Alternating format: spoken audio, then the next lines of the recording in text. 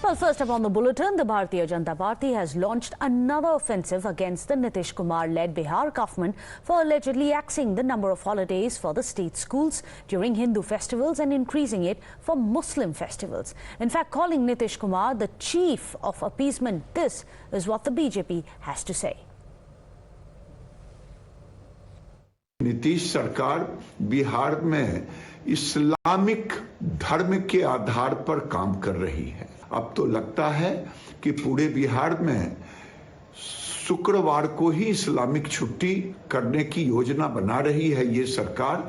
अगर हमारे छुट्टियों को जिस ढंग से काटने का काम किया है, अगर नहीं इन छुट्टियों को फिर से बहाल किया तो इसका खामियाजा नीतीश कुमार को आने वाले चुनाव में भुगतना पड़ेगा।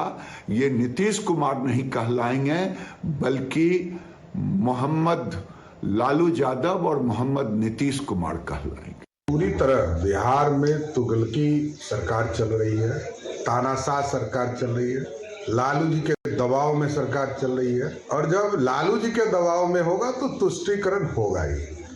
और नीतीश बाबू पहले भी कई बार इनको वापस लेना पड़ा भाजपा के प्रेशर में, आगे भी इनको लेना पड़ेगा। सनातन को नजरअंदाज नहीं कर सकते।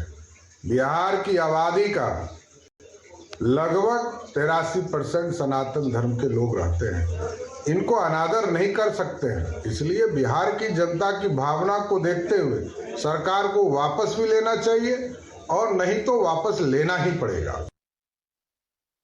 We're now being joined by Union Minister and Senior BJP Leader Prahlad Patel. Sir, जिस प्रकार से हमने देखा कि बिहार में जो है कई हिंदू फेस्टिवल हैं, बिहार के ऐसे फेस्टिवल है जो मनाए जाते हैं, उनकी छुट्टियां खत्म की गई है और ईद पे जो है वो छुट्टियां बढ़ा दी गई हैं। एक चार्ज लग रहा है बिहार सरकार पे अपीजमेंट पॉलिटिक्स का, कैसे देखते हैं इस चीज को? मैं लगातार देख रहा हूं कि देश की आजादी के बाद जो व्यक्तिवादी लोग हैं या परिवारवादी पार्टियां या नेता हैं वो तुष्टीकरण में अंधे हो गए हैं। दूसरा, मैं जो संकट देखता हूं कि विरासत की रक्षा करने की जिम्मेदारी निर्वाचित सरकारों की है। विकास हो लेकिन विरासत की रक्षा के साथ हो, और मुझे लगता है कि इस मामले में ये लगातार गलत रास्ते पर जा रहे हैं।